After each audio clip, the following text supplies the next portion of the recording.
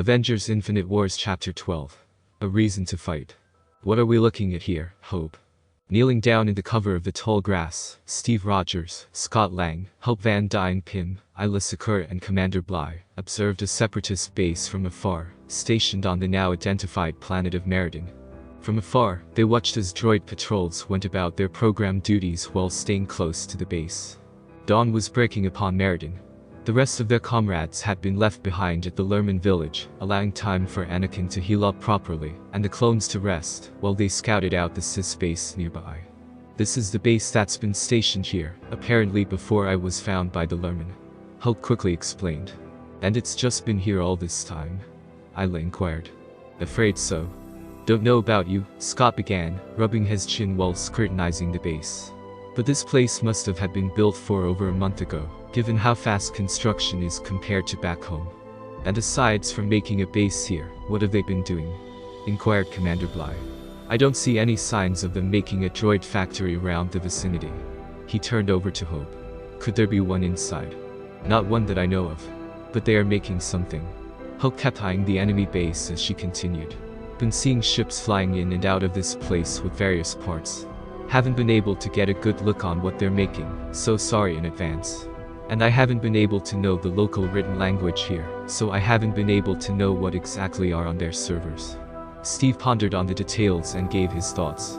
Aside from this being a Sith base, this could be a testing vicinity. Scott hummed. Makes sense. Far off location in neutral space, where no one would suspect the enemy to be stationed. And with the privacy, they could have all the time needed with whatever nefarious plans being cooked up. This got certain stares coming from others. What? Scott said in a low tone. This is practically screaming it, and I've been rewatching a few old shows on my phone again, so there's that. G.I. Joe? Came Hope's guess, earning a bewildered look from her boyfriend. She groaned soon after. God, sometimes I forget how childish you are. What are you guys talking about? The Twi'lek GD asked aloud. Let's just say that when you're in a relationship with this man-child, you know all his tendencies. And what's that supposed to mean? Scott crossed his arms in a playful pouty mood. Can we focus here? Steve said, getting back to the matter at hand. We can discuss more on Scott's preferences at another time. Hey. But we've got some investigating to do. And if we're lucky, Bly began, we can snag one of the September ships and eventually get off planet. If there currently is one behind those walls. Isla added in, getting obvious and affirmative-like responses from the others beside her. And it wasn't long before Hope and Scott shrunk down with Wasp flying into the air for a better look of things as she carried her boyfriend. So what is the point of this base way out in the middle of neutral space? Steve asked as they started creeping along the tall grass. Hope, do you see anything? First off, there aren't any ships here. Second, they are definitely working on something in there. Hope stated as the spotlight momentarily hit them, but was thankful that her presence didn't set off any alarms due to their size. Since we're in a war, easy to guess that it's a weapon of some kind. But whatever it is, I can only guess. What do you see right now? Steve asked. Just the standard stuff that they've been doing. There's a circle of those droids in the middle all looking over a cannon. A cannon? Bly repeated. What, like artillery? Possibly. Wasp said, flying down to get a closer look. Hey Cap. Scott spoke up over the comms. Do you mind if I try something? What is it? Cap asked. Just wait a sec. Scott wrote an any down to a nearby droid, landing on its radio backpack attachment. Remember when I told you of me wanting to hack the droids back on the Malevolence? Yeah? Let's give it a try here. Scott said, rubbing his hands together. Whoa. What? The spoke a droid before it suddenly went silent and leaned forward slightly. Nearby, several droids noticed the momentary yelp of the droid. Hey, X-29, what's going on? X-29 remained silent until it jolted up, raising its arm to rub its head. WW what? It swerved its head side to side and looked at its fellow droids. Why are you crowding me? You seem to have malfunctioned and shut off all of a sudden. Oh. X-29 waved it off. I didn't know that. Do you need to get checked into maintenance? Maybe. Go on X-29, we have you covered. Nodding, the commandeer droid began walking in a random direction. Wasp floated above, looking down curiously as to what exactly was going on below her. Scott. Don't know about you guys, but I feel weird being the puppeteer here. spoke the droid in an odd tone all too familiar to the Avengers. Wonder if this is how that Ultron guy was like doing his thing. What did you do? Steve asked. Let's say I'm somewhat experiencing what it's like being inside Tony's Hulkbuster suit, came Ant-Man's response in the B-1 battle droid's voice. Given my shrunken size and all. When did you learn that? Bly couldn't help but ask in slight awe. Actually, Anakin helped me sometime after the Malevolence mission, Scott remarked. He told me about droids having a central command usually that allows them all to function. So I figured I could cut off the transmission of whatever is keeping this spot going, and input my own commands. Isla seemed very impressed in hearing this.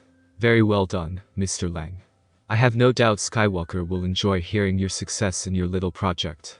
Just call me Scott, General. Scott said cheerfully.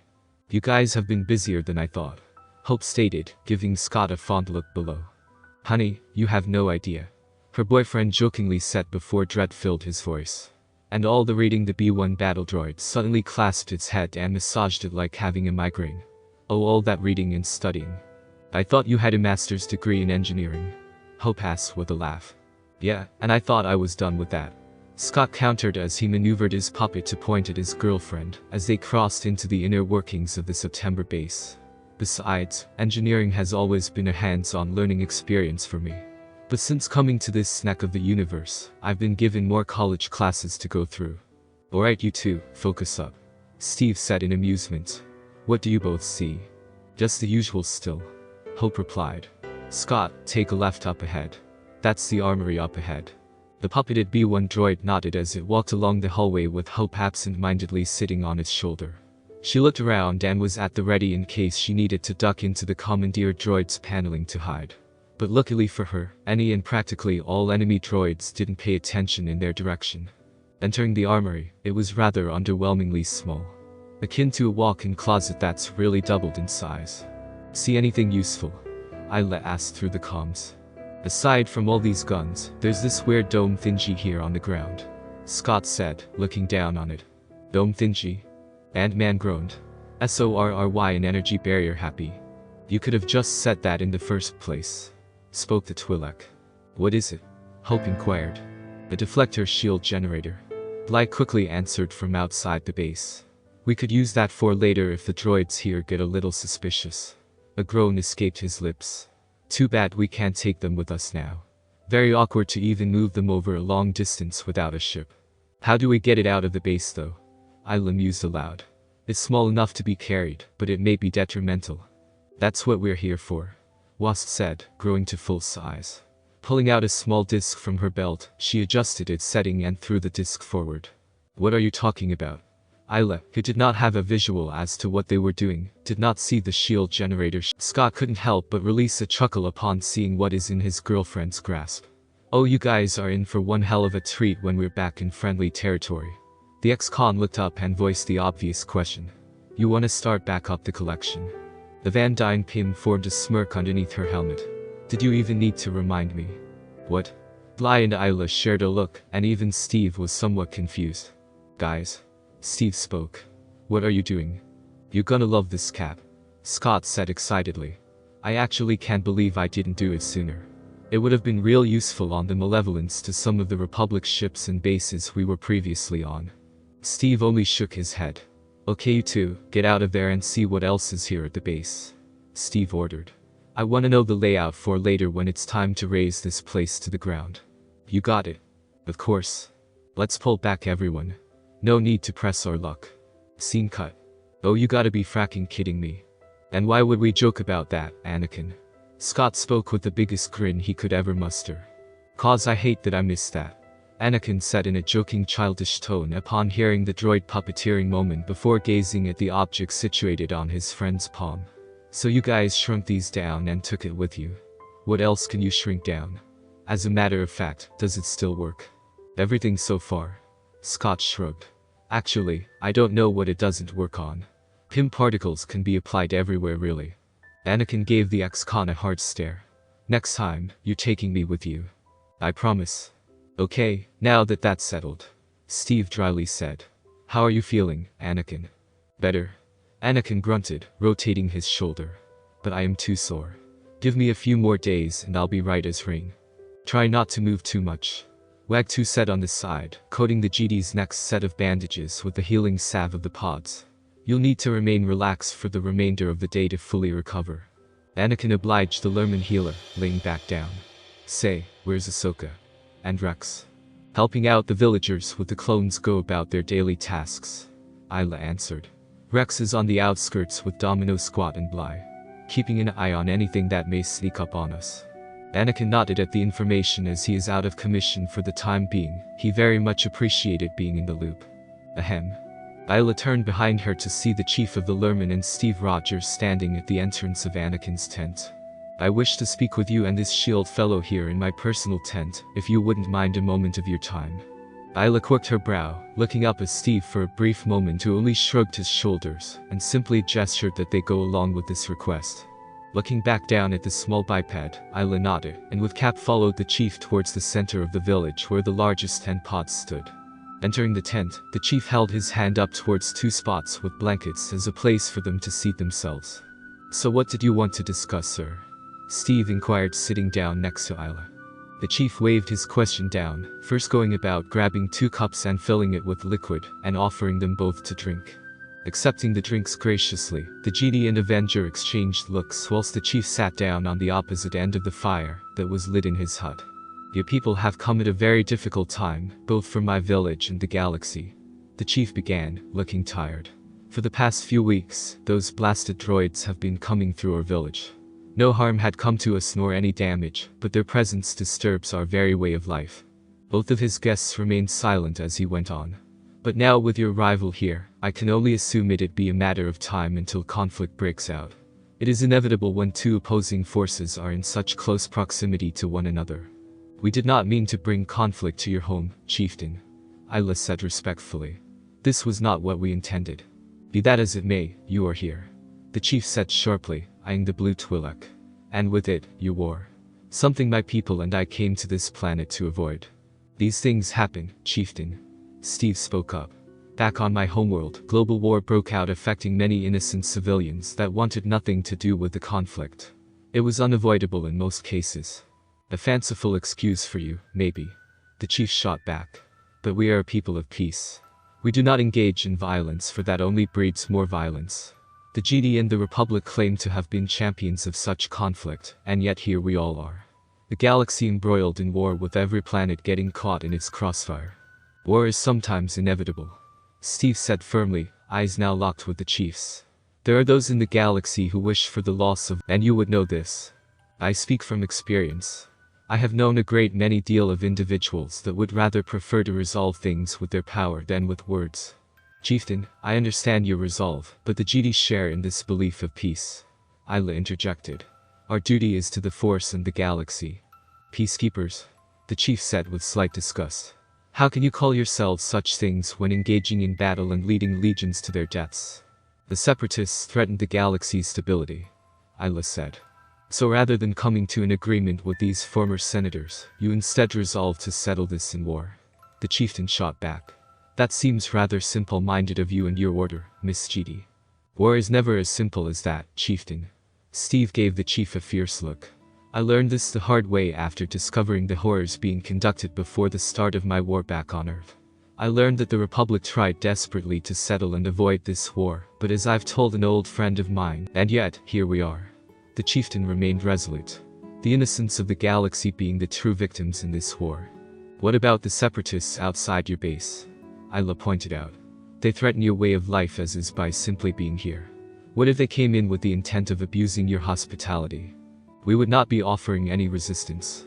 And that is something they'd take advantage of and greatly abuse. Steve said straight away. We have done nothing to provoke them. And I know this will sound stereotypical, but I'm afraid you all will be slaughtered if you do nothing, even at this time with the droid army at your doorstep. You should at least make an effort to either find someplace else to hide until this all blows over or defend yourselves. Mounting our defenses and engaging them in battle will make us no better than they are, responded the Lurman chief. Our philosophies have kept us alive for generations and it will not stop. Not now or ever. Even at the cost of your very lives. Isla questioned, shocked at what she was hearing. We will rather die than taking the lives of others. Before their discussion could continue, the Lurman chief's son entered the tent with a distressed look on his face. Wag 2, what's the matter? The separatists are here. Isla and Steve looked at each other before the human super soldier spoke. Where and how far? Outside of the village and possibly minutes upon arrival. That's no good. Steve muttered out before making his way out of the tent with his GD companion. We need to get the others out of here and hiding elsewhere. We aren't prepared for a fight just yet. And if they find any sign of us being here, then the separatists will raze this village to the ground. Grimly spoke the Twi'lek. Following right behind them was the village chief as he spoke up to them. And it is your presence that endangers us all. We know that, sir, and neither of us want any of you in the crossfire. Which is why you all must leave at once, said the chieftain as he broke away from the taller people. Now if you'll excuse me, I must attend to our new guests. Both Isla and Steve momentarily looked on before looking at each other. With nothing much to say, the pair ran off towards the others, in hopes of getting the injured Anakin out in time. As they made their way, they both knew they couldn't force the Lurman into a war, no matter how bad it is. Scene cut. Rex, Fives and Echo used the tall grass as cover, observing a large separatist dropship high above slowly make its way down to the surface. What do you see, Captain Rex? Commander Bly's voice inquired through the comms. Droid dropship. Rex responded. Nothing too big, but since it's a dropship, no doubt a separatist cruiser is up above in orbit. Get out of there quickly. Bly instructed. We're moving General Skywalker to safety. Copy that, Commander. Rex stood up with Fives and Echo, and the trio ran back to the village. Eventually, the droid ship touched down at the village outskirts. With the soft clanking of wood against the earth, the Lurman chieftain made his way closer and closer to the Cis droid ship. He kept his gaze forward and held himself high despite his hunched back as a means of showing how strong of a character he was. With the droids coming down the ramp, comprised of a contingent of B-1 and B-2 battle droids, they momentarily stopped before parting ways to reveal a pleasantly plump. Undeterred, the Lurman chieftain drew closer while the male Nemoidian stepped off his ship. Ah, so this is the planet then? The Nemoidian held an air of smug arrogance as he asked one of the droids beside him.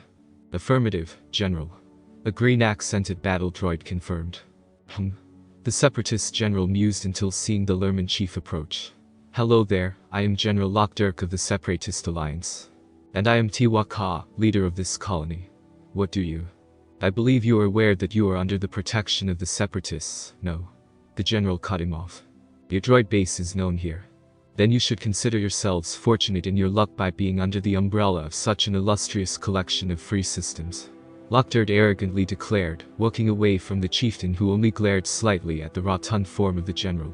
Quickly catching up to him, Tiwaka walked beside Durd in hopes of talking some sense to him, as he was surrounded by a couple dozen separatist droids. We are a peaceful people, General. We do not condone violence. The Trade Federation General ignored the Lurman chieftain by waving him off. If you'd be so kind and stand aside. I'd like to inspect my new colony. Tiwaka could only look on as Lok Durd gave his droids the order to inspect his village. Well, inspect was a strong word, it was more like ransacking his peaceful village. Many Lurman cowered and ran in fear with the droids breaking apart various homes and held the citizens at gunpoint in case if any of them were to do anything stupid. But it was really hard for them to do such things, given their peaceful nature and upbringing. Wag 2 stood off in the far back with Ahsoka Tano beside him. What are they doing? Wag asked in complete shock. We haven't even done anything to them.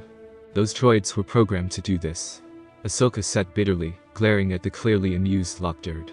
Programmed to follow whatever that fat schlub wants. The present Avengers were feeling sick to their stomachs, as neither of them could do anything to help these peaceful villagers. Are we really just gonna sit around here like this, Cap? Scott asked, clearly hating that all they could do was hide. Ahsoka looked back as her eyes pleaded with the Master GD and the Super Soldier, on at least doing something for the Lurman. Unfortunately, Steve shook his head. As much as I hate to do this, we need to fall back. Agreed. Anakin looked over at the village's natural barrier. All we can do now is hide in the tall grass and wait things out. Ahsoka clenched her fists in frustration before acquiescing and following the clones, GD Masters and Avengers out of sight for the moment. Soon enough, the droids continued their inspection of the village and returned to the September General. There is no evidence of any Republic contraband within the village. The lead droid reported. This is not the first time your droids have done this to my people, General. Chief Waka stated. Then expect to have more of our inspections in the future, Chieftain. Because we represent such a threat to your battle droids. Lok Durd only laughed. Your species is smarter than you look. The separatist forces departed a moment later, leaving a clearly disgruntled chieftain. Wag-2, seeing his father return to the village, quickly ran up to his side. Father, are you hurt? Tiwaka only shook his head, though held a solemn expression. The GD and their allies are safe though, Wag-2 said. And yet, they nearly brought harm upon our people. Father, you can't go blaming them for something that's beyond their control. Wag-2 defied his father's words. But now we have to deal with this new tyrant who won't be lenient now that he has control. I've just ensured our peace, the chief said affronted. I bow to that demagogue, Wag-2 said challengingly. Are we to do nothing while they harass us even more now? You would discard our very way of life. If it means to ensure the safety of the village, yes, Wag-2 firmly stated. Wag-2 could only look on with his father walking away. Clicking his tongue, the chieftain's son turned towards his friend. Mind going out there and finding the GD and their friends? Of course, Wag-2, was all the villager said as he jogged away and started his search. In the tall grass over a vast distance away from the village, the Republic forces and Avengers waited about with each bearing a visible emotion to what they witnessed earlier. Pacing in his spot, Rex released a frustrated sigh. I just can't figure out why the Lurman couldn't stand up and fight back. Lack of pride, I guess. More like lack of courage, came Ahsoka's dry remark. Sometimes it takes courage to stick to one's beliefs, young Padawan, Isla sadly lectured. As any GD well knows. Ahsoka could only look away, pulling out a small ration bar and bitterly eating it. Before she could even take a bite out of it, she felt Hope place a hand on her shoulder. I know it peeves me too, Ahsoka, but we just can't force them out of something they've been practicing for years. It takes time to adjust. But what if they'll be too late? Ahsoka asked. Good question, Snips. Anakin grunted. But right now, our primary concern should be getting a ship off this planet. How would we do that, sir? Heavy asked. Easy. Anakin held a mischievous grin. A brand new craft just landed here, ripe for the taking. Stealing from the separatists.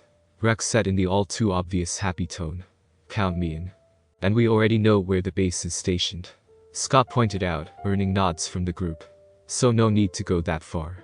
And depending what is there, I'll be needing your help hijacking them, Scott. Definitely. So what now? Hope was about to suggest something when she saw something at the corner of her eye. Turning her head, she most definitely spotted a red light amongst the tall grass. Cap. Hope shouted, pointing at a grayish-black droid that raised itself out from the cover of grass and moved to flee. The group rounded about with the clones quickly raising their basters and open-fired. Steve quickly grabbed his shield from his back and flung it forward. The shield dented the domed droid, allowing the clones to gun it down a moment later. Damn, nice throw. Bly whistled out. Steve walked up to his shield and picked it up while giving a brief thanks. Seems the separatists wanted to be more thorough in their inspection than just within the village borders. We'll need to move fast, Isla stated. We don't know if the droid broadcasted what we said already. Flash, Cameron, Lucky, the three of you go back to the village, but stay out of sight. Bly ordered his troops. If the droids come back, let us know how much are we dealing with. Domino Squad, you do the same. Rex added. Better to be safe than sorry. The respective troops gave their confirmations before running back towards the Lurman village to carry out their assignment. Where are we going? Ahsoka inquired. Overlooking their base, of course. Steve answered. And if memory serves, there's a tree big enough to survey the valley. There? Isla pointed up and off in the distance was the large tree. Gonna be quite the climb. For you guys. Scott said cheekily, shrinking down onto his miniature size. That is so unfair. Ahsoka said with puffed cheeks, already knowing what's bound to happen next. He can be such a child. Hope said until she herself grinned, shrinking down with her wings popping out. And in this case, I agree with him. Steve and Anakin could only roll their eyes as they trekked towards the large tree in the distance. It had taken the regular-sized people to climb the massive trunk, given what equipment they had on hand or lack thereof. And with them high above the ground, the group stood atop of the large tree branches with the large separatist base off in the distance. The lone separatist dropship stood in the center of the base, with a reinforced droid battalion now patrolling the areas. They really buffed themselves up. Scott murmured. Steve eyed the base, and from the side of eyesight, he saw Anakin shudder and held a hand over his bandages. "And here comes the welcome wagons," Skywalker commented, seeing the train of droid tanks rolling out of the parked enemy ship. "You sure you're recovered enough for this, Anakin?" Steve asked. "With all that, I think I could take on one at a time." "Hey look."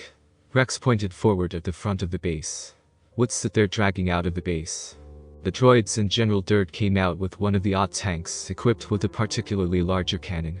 "Looks like that artillery cannon you two mentioned is all ready to go," Anakin said to the couple in the group.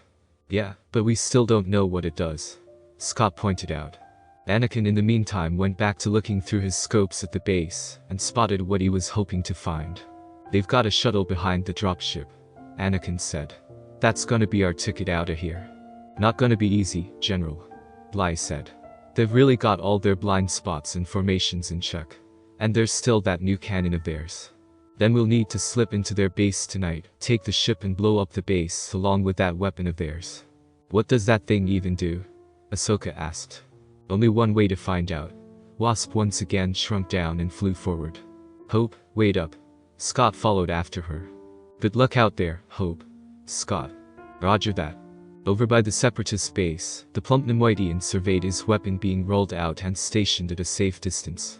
With it mounted in place, Lok Durd pulled out his holo communication device and made a call.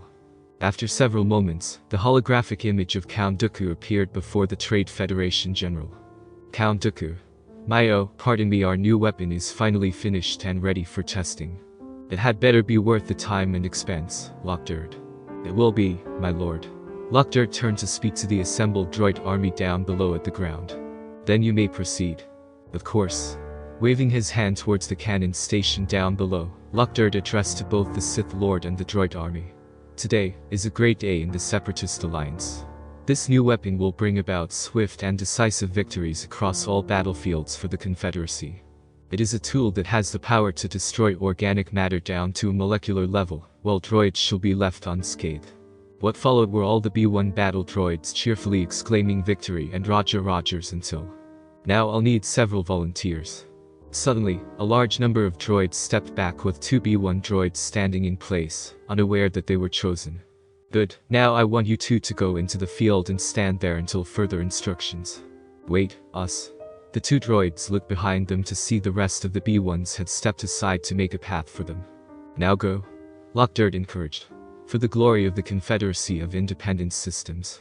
The droid pair gave a hesitant Roger before doing as they were commanded. Close to the cannon, both Ant-Man and Wasp hovered nearby. "Okay, front row seat to the action," Scott said as he eyed Hope's form, who seemed rather nervous. "Something wrong?"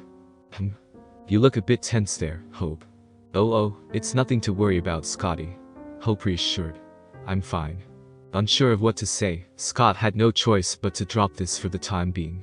The Separatist cannon started whirling to life as orders were being barked out. The B-1 droids following their commands as everything was primed and ready. "Is the defoliator ready?" Lok Durd asked his ally, who confirmed it. "Then fire." Kaboom. The large payload fired into the air and screeched across the vast distance. It eventually plummeted towards the Earth as it eventually neared the center of the vast tall grass. Both droids stood by and watched as the shell grew closer. Should we take cover?" "No, idiot. That's not even gonna hit us." Upon impact, a blast soon went off with a napalm-like flame quickly spreading across the field. And it wasn't long before the impact struck the two battle droids, as neither of them were remotely harmed at all. The only thing that was the tall grass and some unsuspecting animals as their ashes lied amongst the ground nearby the sentient machines. Smiling towards himself, Lok Durd turned his attention back towards Dooku. "As you see, the weapon meets its designs. The landscape is harmed, but not the droids." "Impressive," Dooku admitted. "But I believe it would be better tested against living organisms." Lok Durd chuckled. "That is exactly why this was the planet I had chosen to conduct its first official test. The inhabitants of this world are harmless and will serve as the perfect test subjects." From their placements, Ant-Man and the Wasp's heads shot up in alarm at what they had just seen. The tank's devastation was terrifying. And they no doubt shared the same thoughts with their companions at the massive tree a safe distance away from the napalm-like blast. Taking off into the air, The two insect-themed heroes went back to regroup to plan their upcoming attack on the separatist base. Off to the far end of the scorched earth, the Lurman Wag 2 had conveyed a message to be sent to his friend via the azure bluebird that accompanied him to the base. Scene cut. Night is falling with only a handful of light sources being seen in the valley. And amongst the tall grass outside of the separatist base, the Republic forces and present Avengers hid themselves away from the moving lights. Their plan tonight was very simple. Take out the separatists' communications, procure the enemy shuttle, and anything else they can get their hands on. And if they can even snag the Sis's new weapon, then it will be all the more sweeter upon dismantling it. Anakin, Steve, Bly and Rex remained crouched on the far left end of the base, with Ahsoka and Isla on the far right. Up above, Wasp and Ant-Man were their eyes in the sky keeping watch on the inside of the base. As much as they'd like to go there immediately and do some damage, they were needed in their current task, as it was essential for things to run smoothly. Though the only time they'll actually enter the base was if they were asked to shrink down anything for them to use later. Soon enough, Isla and Ahsoka began their approach to the base, running around the lights used by the droid base, and making it to the wall of the base. Anakin in the meantime used the Force to have a rock near one of the droids begin to move about erratically. The droid looked down in time to see the rock zip away from him. What's that? The other droids around him noticed their fellow clanker go after the rock that was zigzagging deeper into the tall grass, where no light could be shined on.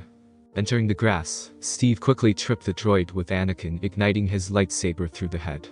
Isla and Ahsoka took the chance to scale up the wall, using their natural athleticism and Force-enhanced jumps to get over and into the base.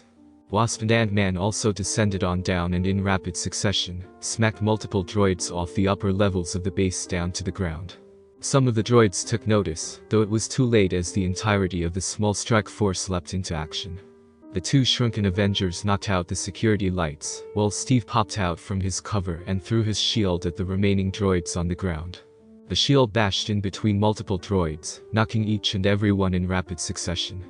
Bly and Rex each tackled droids and systematically tugged and ripped their heads off, while Anakin simply sliced through them with his lightsaber. Wasp, Ant-Man, Isla and Ahsoka made quick work dispatching the remaining droids in the base, with the other four joining them, as Ahsoka had managed to get the door open. "Guys, I'm not seeing the cannoneer's ammo," Ahsoka reported. "The separatists must have moved them onto another ship," Rex guessed as he clicked his tongue. "Now things will be much harder." "I know, but we'll need to do what we can now to hamper for what's to come," Steve spoke out before addressing the others. "Now we need to take the shuttle and whatever else that may be of use. And then blow up this joint," Hope rhetorically questioned, pulling out several charges from her belt. Seeing the nod from Captain America, the team quickly spread out and made their way across various points in the separatist base, and planted the bombs. Even though the base was cleared of droids, they couldn't take the chance of any Sis forces arriving at a moment's notice. So neither of them took their time in their current task. Aboard the shuttle, Anakin hot-wired the ship with some assistance with Scott. "Say, Anakin," Scott innocently said, "after this is all said and done, is it alright if we get this ship for ourselves?" Pausing momentarily, Anakin continued his work. "Why would you want a September ship? You know the Republic could just give you one." "Yeah, but that would make yous look like we're greedy," Scott stated. "But spoils of war." Skywalker was able to start up the engine before turning to his shrinking friend. "What's this about a collection you and Hope were talking about anyways? Neither of you actually gave any specifics." Scott smiled and explained as they heard their group piling in with armfuls worth of shrunken boxes worth of enemy provisions and ammo. As the explanation went on, Anakin's smile threatened to break his face in half before he released a hearty chuckle. "Oh boy, I can't wait to see how that'll look," he said, clearly loving the idea his friend had in store. "That'll no doubt help out down the line." With everyone now on board, Anakin got the ship off the ground and took off into the night sky. As they were at a safe distance away, Hope was given the signal in flipping the switch. Kaboom! Causing a massive amounts of explosions being heard outside of the ship, coming from what now remained of the enemy base. "Make contact with Domino Squad," Anakin ordered Rex. "Tell them to get ready. We've got a battle to win." Scene cut. The Lurman village were up and about this morning, though there was a clear tension in the air. Wag 2 had received word of the coming separatist forces and was going about telling the rest of the villagers.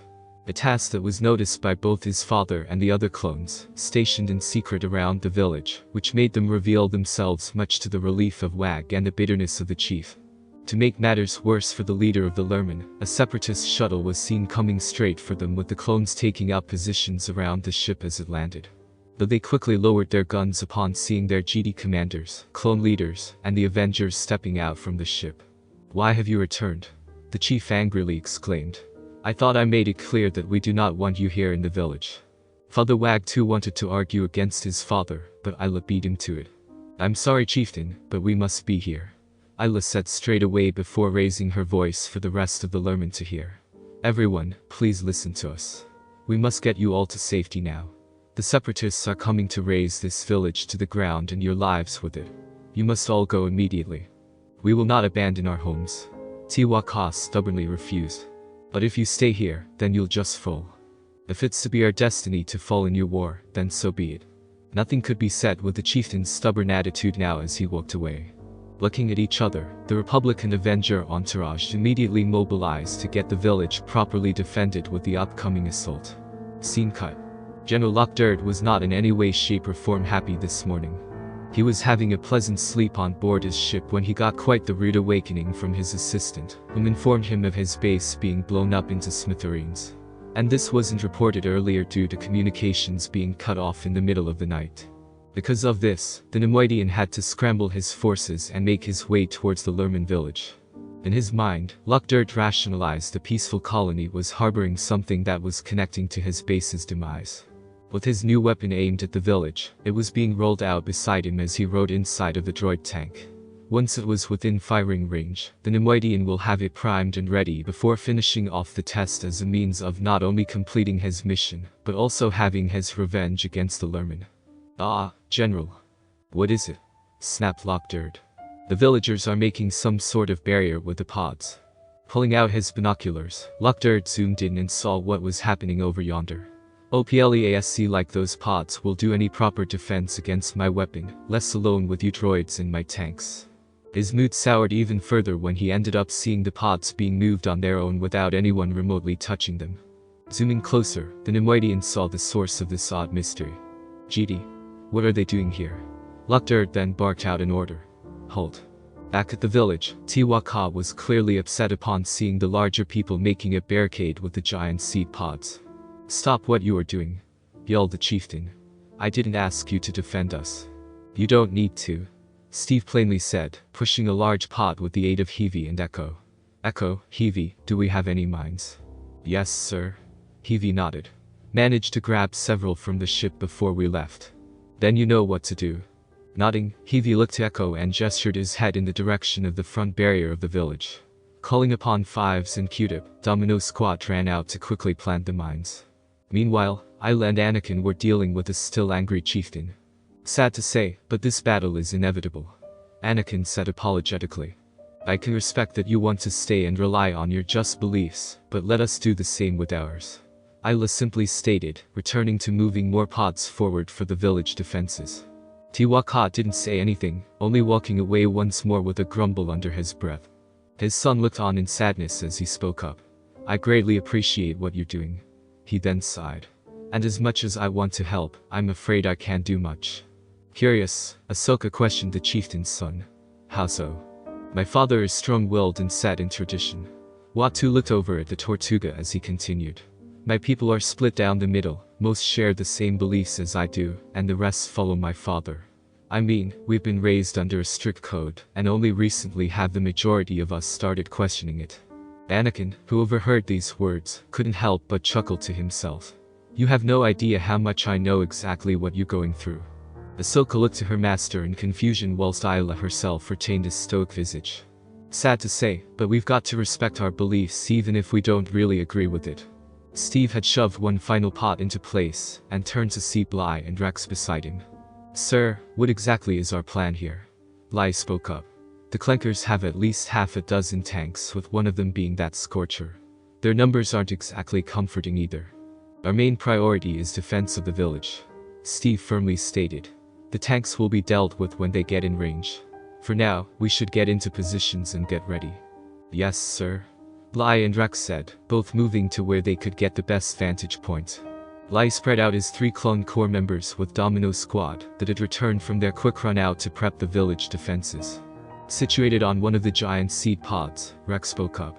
The Clankers are holding their positions. They're not going to hit us directly, not if they can fire from long range. Anakin stated as he and his fellow companions started getting ready. But if we can stand both their weapons and their tanks, then we'll be able to draw them in. Kaboom. And not a moment too soon. Lucky muttered out as the group saw a streak soaring through the air. Missile incoming. Power the shields, yelled out the Skywalker. And not a moment too soon as the clones and Avengers finished setting up the shield generators. With a final button stroke, pillars of energy shot out from the devices and started forming a giant barrier around the village's vicinity. Wasp and Ant-Man stood with Isla as the energy shield descended on down in front of them. As soon as the barrier's edge hit the ground, the defoliator round struck the dirt and unleashed its scorching capabilities. It spread like wildfire that it was until coming to a stop at the energy shields that protected the village. Glad to see that works, Scott said in relief. But if they get close enough, the droids can easily bypass and step through the shields. Isla grimly stated, making Hope look at the Twi'lek GD. Wait, what? Hope said in bewilderment. How does that work? Energy rounds are deflected against the barrier, but anything else is sadly fair game to move on through. Scott contemplated this piece of info for a brief moment. That feels really counterproductive. You have no idea how much I agree with you, sir, said Commander Bly, who walked up next to his GD general. All preparations to the village are ready, General Secure, Bly announced. Okay, when the droids start coming through that barrier, which we no doubt will happen, we need to protect not just the generators, but the Lurman as well, Steve stated as he eyed his companions. If the generators go down, then the separatists will fire their weapon again and we'll be wiped out. The super soldier eyed Ant-Man and the Wasp. Scott, Hope, I need you two to go sabotage their weapon, as they'll least suspect you two. You got it, Cap. Of course, Steve. The insect-themed Avengers quickly shrunk down and made their way towards their target, with a faint zooming hitting everyone's hearing. Everyone else, hold the line and protect both the generators and villagers. Sir, yes sir, barked out various clones while the GD nodded. They're starting their march, Rex said aloud. Get ready, Anakin ordered, igniting his lightsaber with Ahsoka and Isla doing the same. The clones all had their weapons up, with Steve standing alongside them with his signature shield in hand. Stepping out of the protective shield barrier, Steve moved first and begun the battle with his trademark throw of his shield. The nearest droids were struck hard by the vibranium shield, heavily denting and decapitating many as it ricocheted off in rapid succession. Not wanting to lose track of it, Captain America charged forward, leapt into the air, and used various droid heads as stepping stones in order to retrieve his trusty shield as it fell down towards the earth. The GD and clones were right behind him as they rushed forward. Anakin utilized a force pull, drawing in an unfortunate B1 into his saber that sliced it like a hot knife through butter. Ahsoka instead opted to sprint forward, jumping into a spinning slash that took down 2 droids, before deflecting several blaster bolts.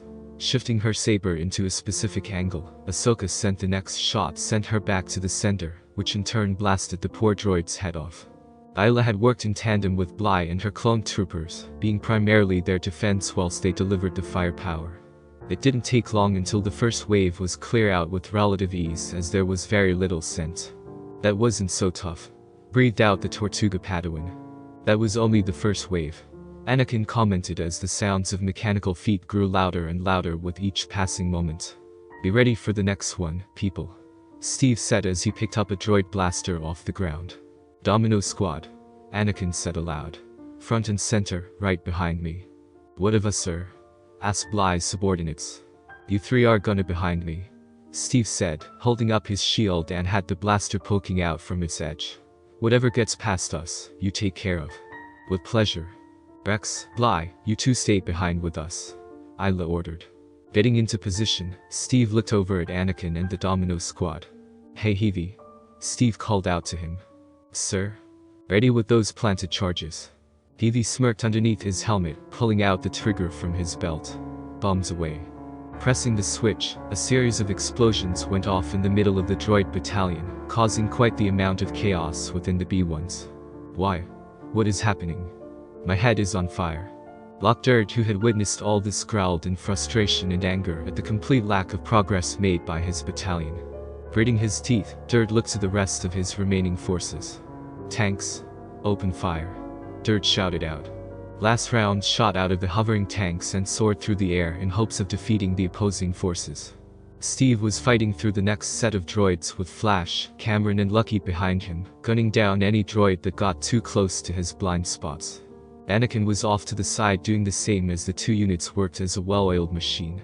Suddenly, Flash looked up to the sky at the sound of a strange whirring sound that was getting closer and closer from above. "Incoming shells," Flash shouted out.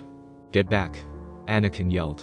The two groups broke into a retreat and were getting closer to the barrier when Steve saw that one of the tank rounds were falling directly in the direction the clones in front of him.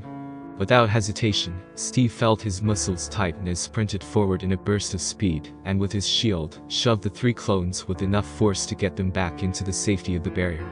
Ayla and Ahsoka saw this, and both their eyes widened at the tank shell falling straight down at Rogers. "Cap!" Both cried out in horror just as the super soldier raised his shield above his head. The tank shell impacted the shield, a loud ringing explosion going off. Smoke was thrown up for a brief few seconds until it cleared to reveal a relatively unscathed Captain America, with mostly scorch and dirt marks overall on his form. Both the GD and the clone officers could only stare blankly at Cap, casually wiping off some of the marks on his shield. "Whoa," was all Rex said, echoing the sentiments shared between the four of them. "I did not know his shield could withstand that." "You don't know the half of it," Steve commented as he briefly remembered Thor's mighty hammer bouncing off of this on several occasions. "Gotta get me one of those," Bly murmured. "Good luck finding one," Steve said in good humor. Zooming across the air, Wasp and Ant-Man soon landed onto the Separatists' new weapon. They don't suspect a thing," Scott muttered out as he and Hope slipped their way through the console's main paneling. Once inside, the shrimp pair started pulling out wires and denting what they believed were major components to properly operate the cannon. On the outside, Lok Durd's assistant started noticing the console's lights were starting to go out. Curious, he tried pressing some buttons for some sort of response, only for nothing to really happen. As he investigated further, he ended up getting electrocuted upon prying the console's panel out of its place, falling back and landing in an unconscious heap. "What is going on?" Lok Durd demanded, briefly seeing his assistant down on the ground with smoke coming off his body. "And I believe that is our cue," Hope said, getting a nod from Scott before taking him out into the air. "Got the bomb set in place. Just need to get a good distance before we can say bye-bye to it." Hope pushed herself to go faster through the air in response. Looking back, Scott counted down the seconds as he fingered the trigger to his planted bomb. And what felt like forever to him, he finally pressed down. And boom. The tank next to Durd's exploded spectacularly, rocking the general gravely. "What was that?" Durd exclaimed panickingly. "One of our tanks blew up," a droid plainly stated. "I know that," Durd said in anger. "What I'm asking is how." It wasn't long before he saw something that quickly drained the blood from the general's face. His weapon sparking and erupting in flames. "Oh, Prudu." Kaboom. Durd was flung back, falling out from his tank and landing hard onto the ground. And to add more injury to what just happened, quite literally some of the napalm-like flames caught onto his arm, causing him to cry at utmost agony. Shrieking about like a wounded child, Durd smacked his arm into the ground repeatedly in hopes of dousing the flames. One of the surviving droids quickly ran over and started stomping on the flames to protect his master. As a result, the Nemoidian's arm quickly fell and crumbled apart into ashes. Lok Durd whimpered, clutching his new stump when, ahem. Opening his eyes carefully, Lok Durd saw Captain Rogers, Anakin Skywalker, Ant-Man, Wasp, Ayla Secura, Ahsoka Tano, Bly and Rex standing over him. May I ask for a mercy?" All he got in response was a punch in the face, rendering him unconscious. "Mercy given," spat out one of Bly's subordinates. Scene cut. The clones were busy with Bly and Rex, sending out messages to any Republic ships capable of picking up their signal, whilst the rest simply stood to the side. Hope and Scott had remained close together, with the latter holding the former in an embrace, as the two watched the endless plains of Meridan together. Cap, Ayla, Anakin and Ahsoka in the meantime, spoke on their current situation. "All things considered," Anakin mused aloud, "this wasn't as bad as I thought it would be." "LSAY," spoke Rex as he eyed the villagers. "Practically no casualties." And to me, that is a good mark in my book. We all kept a calm and level head when it was most needed, Isla said, giving a certain Padawan an appraising look, making her giving the older GD a bashful smile. Wish all missions could be like this, Bly said, looking over to the clones that had thankfully not been killed in this whole ordeal. I share the sentiment, Bly, Isla said, placing a hand upon her trusted commander's shoulder. But we know that would be asking for too much, Bly solemnly said. Hey, cheer up guys, Anakin said with a grin. This is a rare moment where we didn't lose anyone. Let's enjoy it. Their conversation was interrupted by Wag 2's approach to them, sporting a happy smile. Once again, we are utmost thankful for your help, Wag 2 said to the nearby GD. Many of my fellow villagers were ready to step in and assist you. Neither of us would be standing if it weren't for you. He then noticed his father walking towards them. Oh, father. I was just giving the GD, and there, releasing a small sigh under his breath, Tiwaka addressed them. Perhaps it was good to have your help. He then heard sounds echoing in the air, prompting him and the others to look up. But at what cost? Well, looks like the cavalry finally here, Rex remarked, looking up to the skies. High in the air, 3 Venators were clear to see with gunships already coming on down. Time to pile on board the Quinn shuttle, Ant-Man called out. Quinn shuttle? We have Quinjets back home and this baby ain't no jet, so. What's a Quinjet? One of the clones asked. That's how we got around back home, Scott answered. Alright sweetie, Hope said, walking up the ramp. And let's save 20 questions for later. Bidding their goodbyes to the Lurman, the Avengers, GDN clones, departed from the planet with higher spirits than when they had arrived. Scene cut. Hope Van Dyne, upon stepping onto the hangar bay of the Venator that belonged to Skywalker, was met with the wonderful sight of Sam Wilson and James Rhodes, rushing over with both men getting the chance to hug her. Damn, it's good to see another pair of friendly faces, Hope beamed, seeing Sam and Rhodey. How have you been? That's a question we should be asking you, Sam stated, looking up to his grinning friend. Geez Cap, we get separated for 2 minutes and you go and find another one of us. You gotta learn how to keep up, Steve casually remarked. Don't you say it, Sam warned, though his joking smirk was easy to see. In the midst of all this, Admiral Lurman had approached the newly rescued Republic forces and their Avenger allies. It is good to see you all in such high spirits, Lurman commented before addressing the bandages. Hope you weren't too roughed up down there. Not entirely. Anakin walked alongside the Admiral. Anything we missed while we were gone? Quite a few, actually, Lurman stated as he eyed both the present GD and Avengers. I believe you lot should hear it for yourselves. Curious, the newly returned and rescued group, primarily being the commanding officers and the Avengers, followed Lurman up to the bridge of the ship, where a holo projection of Obi-Wan, Yoda, Windu, Plo Koon, Palpatine, Padme and Jar Jar Binks awaited them. Ah, Master GD. Captain Rogers, it is truly a relief to see you are all back with us alive and well, Palpatine said with a pleasant smile. I see you've been busy, Anakin, Obi-Wan said, looking slightly frazzled along with Master Plo. Not as much as you, Obi-Wan, Anakin shot back, quirking his brow. What exactly happened to you? And Plo for that matter. For the first time in a long time, Obi-Wan actually looked a bit sheepish. Well, to make a long story short, Master Plo and I had to deal with a certain set of pirates, who somehow captured Dooku. What? Was the response of the GD, who were unaware of this. Indeed, and unfortunately they had managed to subdue us with underhanded means as well, Plo added, though not as ashamedly as Kenobi did. Anakin then saw his old master's face and well, he just couldn't help himself. At least Obi-Wan is now a master at getting caught. The flat look that he had gotten from Obi-Wan was all Anakin needed to burst out laughing. What happened?